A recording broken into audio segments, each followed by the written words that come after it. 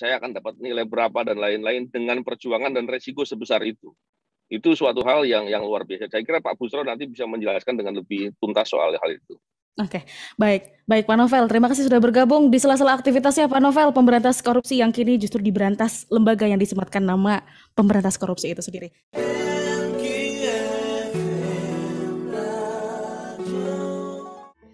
Saya kali ini akan menyapa Pak Buschro Mukhodes terlebih dahulu.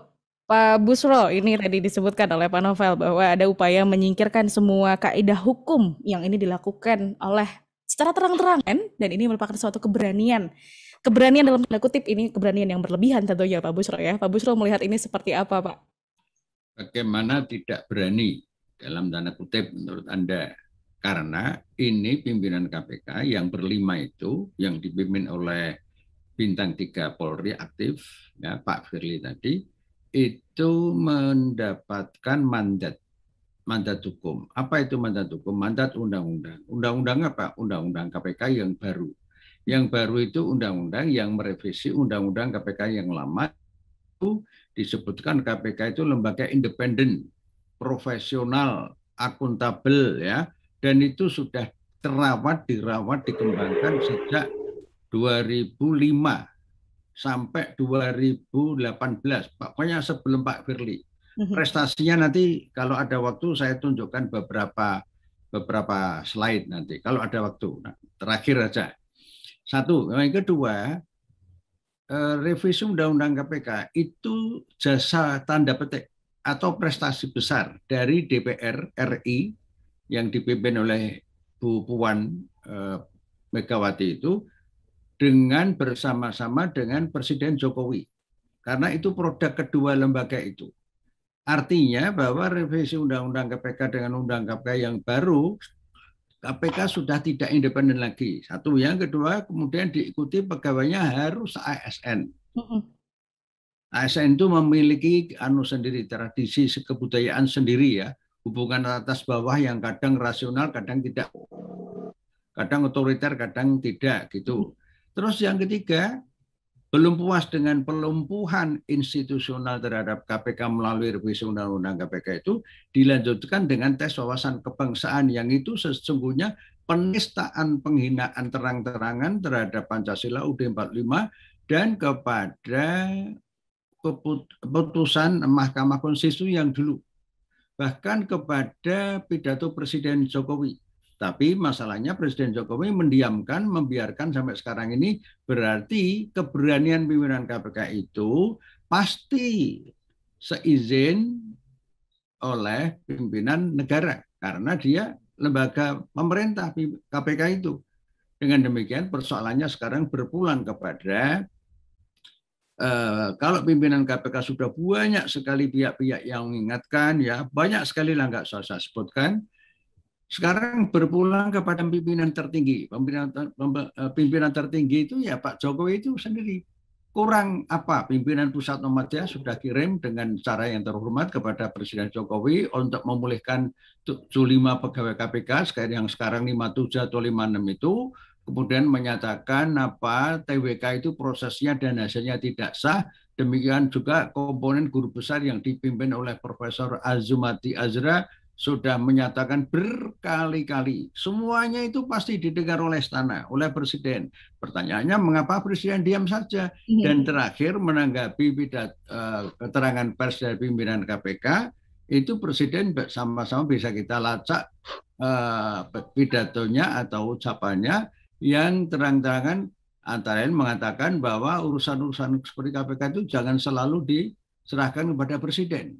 Timbul pertanyaan, mengapa urusan sertifikat tanah dulu pembagian diserahkan oleh Presiden langsung? Mengapa Presiden menangani peredaran obat-obat di apotek terkait dengan upaya menangani COVID? Mengapa Presiden juga datang kepada pemberian sembako di daerah-daerah? Bukankah soal-soal yang teknis, ecek-ecek seperti itu tugas dari menteri yang bersangkutan? Nah, mengapa sekarang Presiden berdalih untuk KPK jangan serahkan pada Presiden? Itu persoalannya masyarakat sudah bisa membaca bagaimana karakter plus minus dari Presiden Jokowi ini yang dikabarkan itu akan disponsori oleh kelompok-kelompok politik tertentu untuk bisa melanjutkan periode ketiga. Kalau ini terjadi, situasi seperti yang dialami Novel Baswedan CS itu 57 itu akan semakin parah. Nah, sekarang itu bagian pertama. Bagian yang kedua nanti saya akan mengatakan, benar kata Pak Novel tadi bahwa pimpinan KPK itu melanggar hukum. Hakikat melanggar hukum itu melanggar moralitas. Dengan demikian pimpinan KPK itu menginjak-injak moralitas. Nah, pertanyaannya, negeri ini dibangun di atas nilai-nilai moralitas yang bersumber pada Pancasila, agama, UUD 45. Bagaimana kalau pimpinan KPK, pimpinan lembaga negara itu menginjak-injak moralitas, termasuk moralitas hukum yang tidak lepas dari Pancasila, UUD 45, agama itu.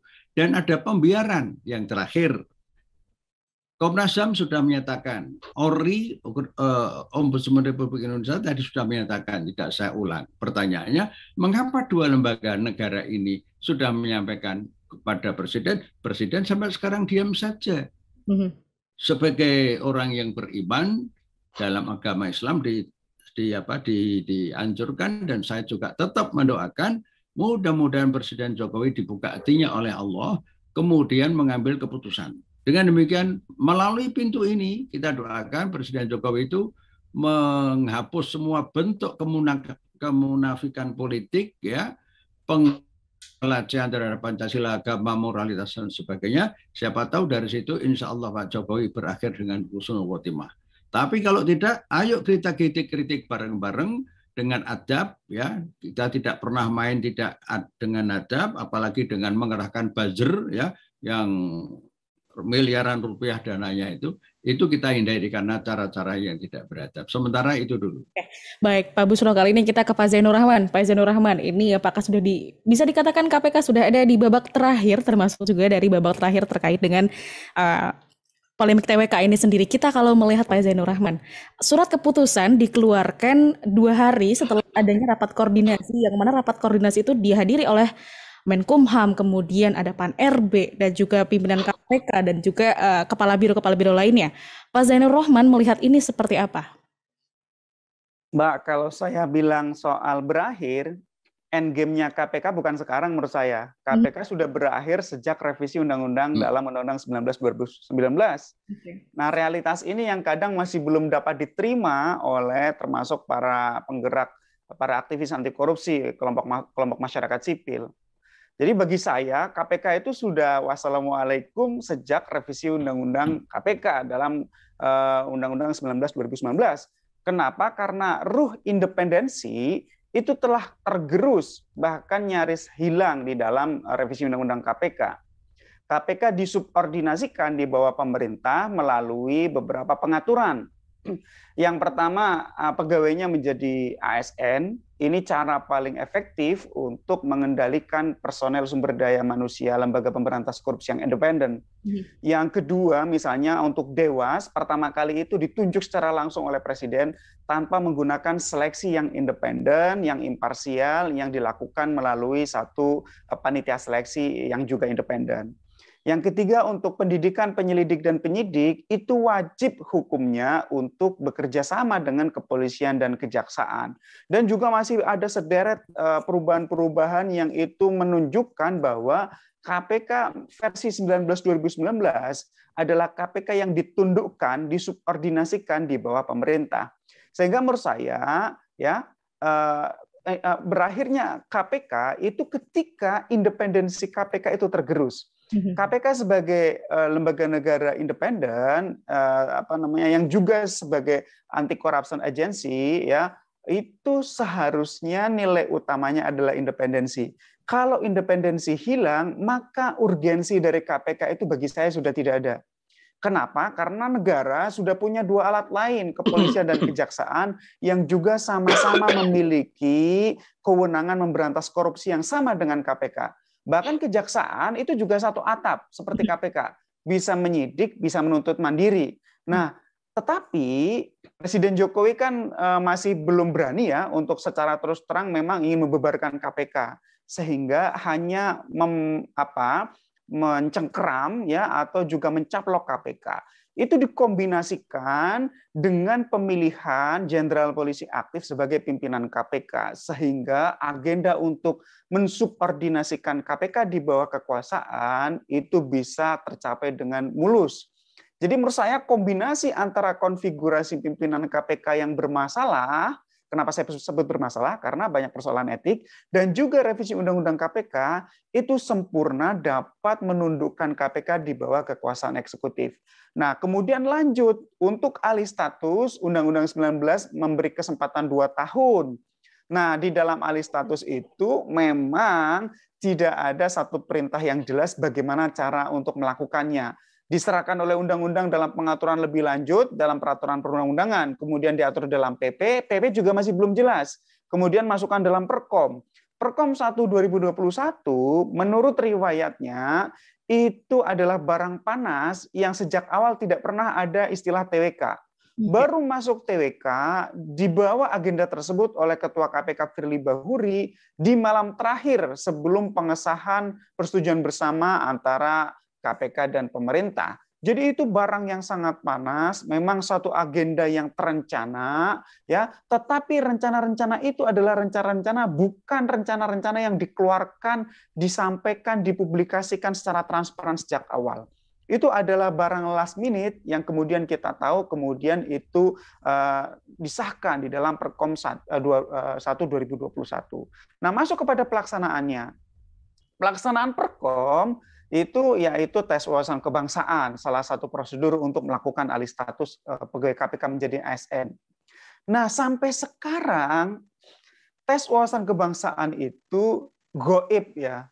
Kenapa goib? Tidak jelas bagaimana metodenya, siapa pelaksananya. Ketika pegawai KPK bertanya kepada para pewawancara, misalnya bertanya, Anda berasal dari mana? Tidak ada yang jawab. Ya karena memang berasal dari BIN, BNPT, BAIS TNI, Biro Psikologi TNI AD, dan lain-lain. Itu juga kita tidak bisa menjamin apa benar mereka dari institusi-institusi itu. Apa benar mereka adalah orang-orang yang memiliki kewenangan jabatan untuk melaksanakan tes wawancara misalnya. Nah itu dari sisi pewawancara. Dari sisi substansi itu jelas ya, tidak ada satupun materi yang relevan dengan upaya pemberantasan korupsi. Tidak ada yang menguji integritas, tidak ada yang menguji komitmen, tidak ada yang menguji konsistensi, tidak ada yang menguji rekam jejak. Yang diuji adalah pertanyaan-pertanyaan, menurut Anda Pancasila dan Al-Quran pilih mana sebagai ASN? Menurut Anda dari sisi politik lah, dari sisi orientasi seksual, dari sisi hal-hal yang terkait dengan kekuasaan, yang pada intinya satu sih, apakah saudara mendukung kekuasaan atau tidak? Pada intinya seperti itu. Atau yang kedua, apakah saudara ini orang yang bisa dikendalikan oleh kekuasaan atau tidak? Nah, saya sederhanakan seperti itu. Nah, sampai sekarang itu tidak dibuka, ya, bahkan kepada KPK sendiri, para pegawainya. Nah, sedangkan di dalam Undang-Undang Keterbukaan Informasi Publik, bagi pihak yang terkena dampak langsung seperti pegawai KPK itu hukumnya wajib untuk membuka informasi tersebut. Jadi itu bukan informasi yang dikecualikan, ya. Pegawai KPK itu berhak untuk mendapatkan informasi tersebut. Nah, kemudian hasilnya diumumkan. Ketika hasilnya diumumkan itu kan kemudian kita tahu bahwa ada TMS. Sebelum diumumkan, Ketua KPK Firly Bahuri sudah mengatakan bahwa tidak akan ada yang dipecat, gitu ya, tidak akan ada yang diberhentikan. Itu orang-orang sudah tidak percaya dengan perkataannya. Kenapa? Karena ini pelanggar etik yang sudah kawakan ya, berkali-kali melanggar etik. Siapa yang percaya pada integritas pelanggar etik yang berulang-ulang seperti Firly Bahuri begitu kan? Kalau menurut saya ya bukan orang yang layak untuk dipercaya. Dan itu kejadian. Perkataan-perkataan tidak akan dipecat itu ternyata tidak terbukti. Kemudian akhirnya dipecat gitu ya. Sekarang lebih berani lagi setelah melalui tahap sengketa konstitusional di Mahkamah Konstitusi dikatakan bahwa itu konstitusional, di Mahkamah Agung bahwa itu legal. Tapi ingat, pemecatan saat ini itu clear bertentangan dengan putusan MA seperti tadi disampaikan Pak Novel dan Pak Busyro. KPK tidak dapat mendasarkan diri pada putusan MK dan MA.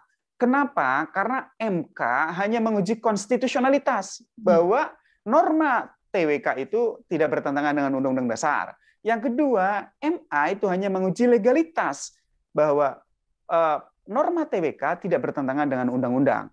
Tetapi MK dan MA sampai saat ini tidak menguji pelaksanaan TWK. Sama sekali tidak.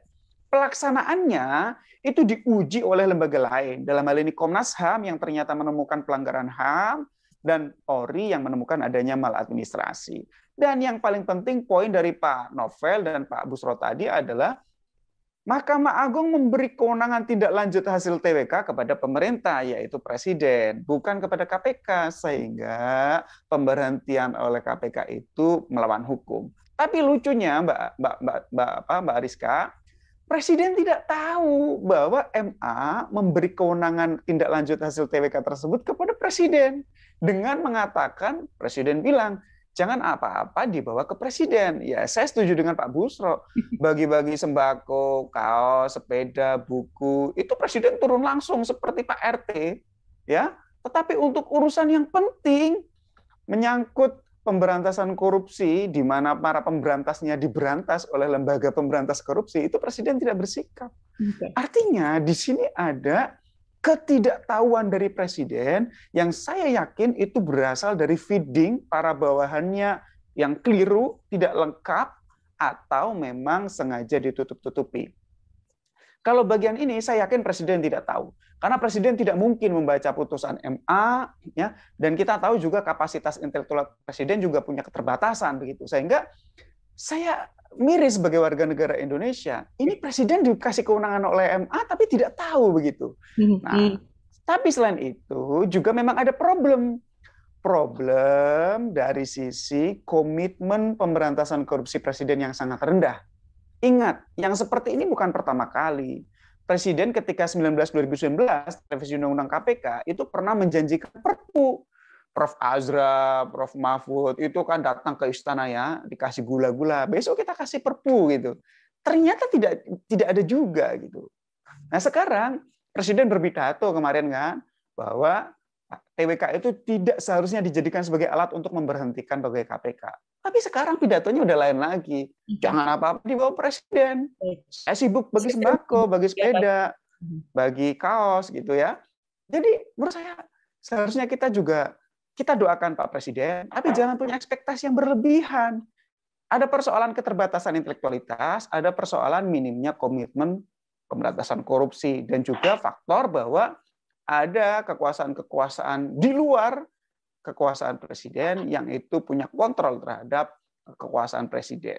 Oke. Nah, jadi saya melihat apa yang bisa dilakukan sekarang. Mungkin saya sedikit membahas itu. Ya, yang dilakukan sekarang berdoa kepada Tuhan Yang Maha Kuasa agar Pak Presiden membaca putusan Mahkamah Agung 26 PHUM 2021. Yang kedua, dibukakan pintu hatinya. Yang ketiga, mengambil keputusan menyelamatkan pemberantasan korupsi. Ya, cara lain tentu pegawai KPK lanjutkan sengketa informasi untuk membuka proses metode sampai hasil TWK. Lanjutkan dengan PT UN. Ya, meskipun kita juga pesimis, tapi itu tetap harus dilakukan sebagai bentuk ikhtiar bahwa kita adalah makhluk yang berusaha. Soal hasil kita serahkan pada Tuhan Yang Maha Kuasa begitu. Yang selebihnya apa? Kita serahkan kepada sejarah untuk mencatat nama-nama dengan nama Joko Widodo, nama dengan nama Firly Bahuri, nama dengan nama-nama yang lain pimpinan KPK yang tidak mutu-mutu itu. Kita catat. Sejarah akan mencatat bahwa pemberantasan korupsi semakin hancur di tangan mereka. Silakan, Mbak. Oke, baik Pak Zainur Rahman. Ini tentunya semakin diteruskan upaya-upaya perjuangan dari teman-teman pegawai KPK ini juga semakin membuka begitu ya, bagaimana semakin banyak hukum yang dilanggar akhirnya begitu ya, entah oleh kemudian pimpinan KPK secara khusus ataupun ketidakberdayaan dari sosok Presiden Jokowi ini kita masih terus melihat di sana. Kita ini dikepung, rakyat dikepung oleh koruptor-koruptor sejak 2004 sampai 2009. Saya memberikan istilah NKKRI. Apa itu? Negara Kesatuan Koruptor Radikal Indonesia.